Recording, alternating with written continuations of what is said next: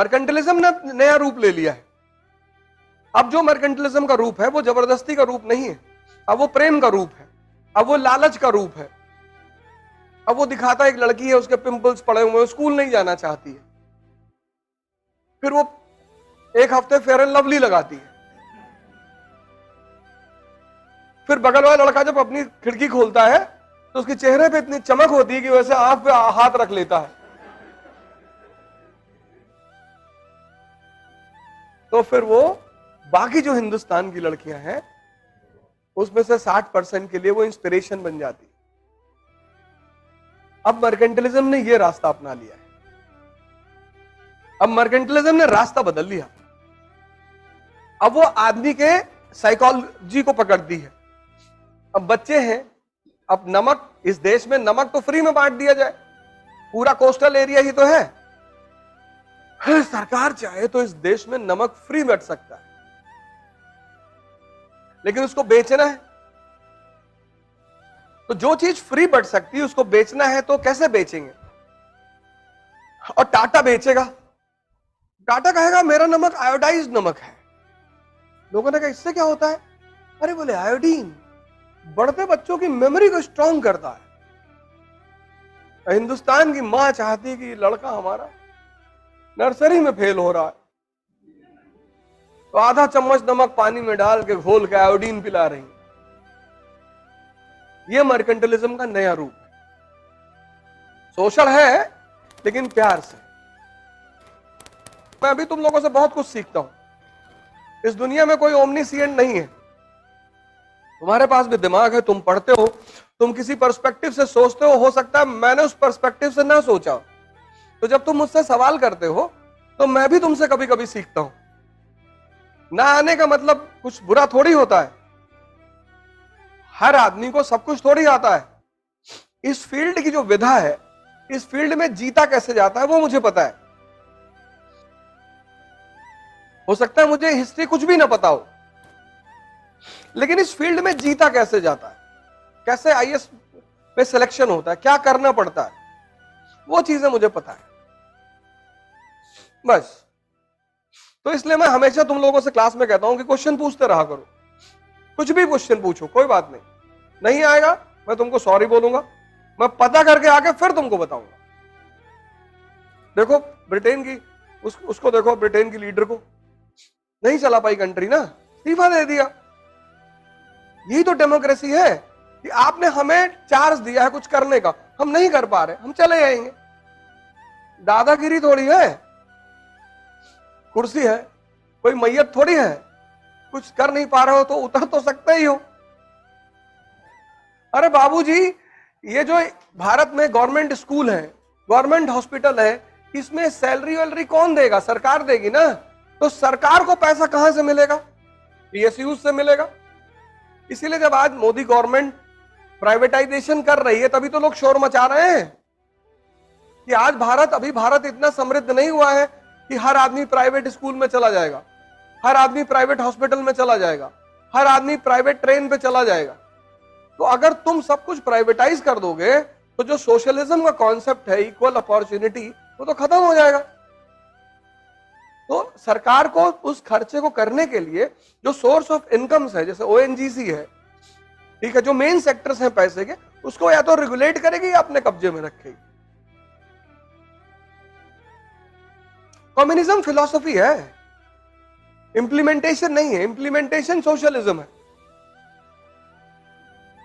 अब जैसे अब ये पूछ रहे हैं गुड्स ऑफ पीपल का मूवमेंट हो रहा है, आइडिया कैसे मूव कर रहा है? आइडिया ऐसा मूव कर रहा है कि बुद्ध ने कहा कि हम अपने संघ में स्त्रियों को नहीं आने देंगे। कहा ना पहले। आनंद ने कहा क्यों? अरे बोले यार हर बात समझाई नहीं जाती और तुम समझ ना पाओगे, नहीं आने देंगे। उनकी मौसी ने कहा कि बेटा ऐसा ना करो, हम लोग को बुला लो संघ में। उस पे उन्होंने औरतों को परमिशन दे दी। अब जब दे दी तो बुद्ध ने कहा कि मेरा धम्म 1000 साल चलता, अब चूंकि स्त्रियां आ गई हैं तो सिर्फ 500 साल चलेगा। इसकी वजह स्त्रियों से नफरत नहीं है, ईर्ष्या नहीं है, इसकी वजह उनकी शक्ति है।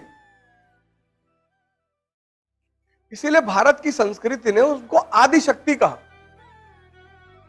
16 साल 15 साल जब मेंसुरेशन लड़की में शुरू होता है तो उसके अंदर एग जो होते पैदा होते हैं वो जिंदा होते हैं, वो पुरुष को खींचते हैं अपनी तरफ। नाहक में तुम ऐसा पलट के नहीं देखते, धरती तुम्हें अपनी तरफ खींचती है, तुम कहते हो ग्रेविटेशन खींच रहा है, फोर्स को मानते हो ना। तो जब तुम स्त्री को पलट के देख रहे हो तो वहां भी तो कोई ग्रेविटेशन होगा, वो तुमको क्यों नहीं देखती? वो भी तुमको देखे। अगर तुम बुलेट उठा लो सड़क पे,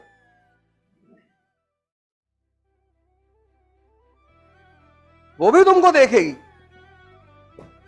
ऐसा नहीं देखेगी, देखेगी वो।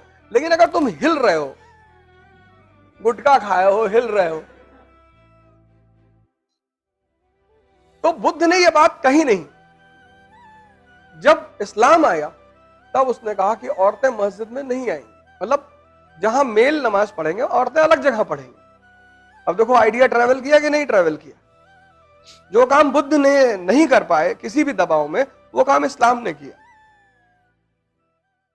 अब नया नया जो आदमी ध्यान करने जा रहा है, 2 दिन हुआ ध्यान करते हुए, और पायल की आवाज आई, ध्यान कर रहा है, उसने एक आंख खोल के देख लिया, फिर बंद किया, तो ध्यान टूटा कि नहीं टूटा? टूटा ना। दुनिया में मन जो शांत होता है वो बस 2 ही चीजों से शांत होता है तुरंत। तीसरे चीज से जब शांत होता है तो परमानेंट हो जाता है, वो है मौत। आदमी मरा, सांस खत्म, सांस खत्म, मन खत्म। मौत में पूरे शरीर में एक ही चीज गायब होती है, वो है सांस। और सांस का संबंध है मन से। तुम गुस्से में रहोगे, सांस तेज चलेगी। तुम देखो जैसे जैसे तुम्हारा मनोभाव चेंज होते हैं वैसे वैसे तुम्हारी सांस भी चेंज होती है। इसीलिए दुनिया में ज्यादातर ध्यान की जो विधियां हैं वो सांस से शुरू होती है। कहती है अपनी सांसों को देखा करो। इतना आसान नहीं उन्हें देखना, बहुत मुश्किल लगती है उसको देखने में, लेकिन देख लेता है आदमी।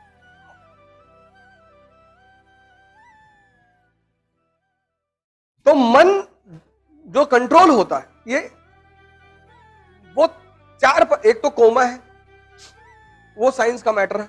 आदमी जिंदा रहता है, सांस चलती है पर मन नहीं होता। एक मौत है, ना सांस चलती है ना मन होता है। अब जो डेड बॉडी है उस पर जाके तुम अगर उसके कान में कह दो कि तुम्हारी बीवी भाग गई, पड़ा हुआ है, क्या फर्क पड़ता है? ये 2 तो है जो मन को शांत करते हैं। तीसरा है नशा। मुसलमान कहता है, कुरान कहती शराब मत पियो, तो सिगरेट पीता है। कुरान कहां कहती है सिगरेट पियो? तो जितने लोग सिगरेट पीते हैं मैं उनको मुसलमान नहीं मानता, फ्रॉड है ये, बेईमान। अब दारू नहीं पियोगे तो गांजा पी लोगे, तब पर भी तो मन ही शांत कर रहे हो ना। और चौथी चीज जो सबसे ताकतवर चीज है, जो आदमी के मन को रोक देती है एकदम, वह है सेक्स, काम। इसीलिए तो प्रोस्टिट्यूशन इतना बड़ा धंधा है, इसीलिए तो प्रोस्टिट्यूशन इतना बड़ा बिजनेस है। कई सारे देश हैं जिनकी इकोनॉमी चलती है। अरे अब काहे बता रहे हो? तुमको नहीं पता है? देखो इनको पता है। ये सब चीजें तो पहले पता रहती और जीवन में किया गया। इसलिए बुद्ध ने कहा था कि स्त्रियां नहीं आएंगी, और कोई वजह नहीं थी, बस यही वजह। तो अब विचार भारत से है, ट्रैवल किया ना, वहां इंप्लीमेंट हुआ, उसको इंप्लीमेंट किया गया। अब जैसे जीसस क्राइस्ट का बर्थडे मनता है, कृष्ण का भी तो मनता है, वैसे ही मनता है दोनों का। अब पता नहीं हमने उनसे सीखा या उन्होंने हमसे सीखा। अंग्रेज इतिहासकार लिखेगा कि भारत के लोग जन्माष्टमी ईसा के जन्म के उत्सव से प्रेरित होकर मनाते हैं। जब हम लिखते हैं तो हम कहते हैं अरे चोर उचक के लोग, जब हम विकसित थे तब ये जंगल में घूमते थे। हम भी तो अपने ईगो को सेटिस्फाई करते हैं। आज उनकी उपलब्धि से हम नहीं सीखना चाहते हैं। हम बताते हैं कि 10,000 साल पहले रावण के पास विमान था। आज हम भिखमंगे, वो एक अलग बात है। ऐसे विचार ट्रैवल करता है व्यक्ति के साथ। ये भारत, भाई क्रिश्चियन व्यापारी आए, क्रिश्चियन मिशनरियां आई, तभी तो यहाँ मॉडर्न स्कूल्स, प्रेस, ये सब उन्हीं की तो देन है। विचार ट्रैवल किया कि नहीं किया? और बताओ।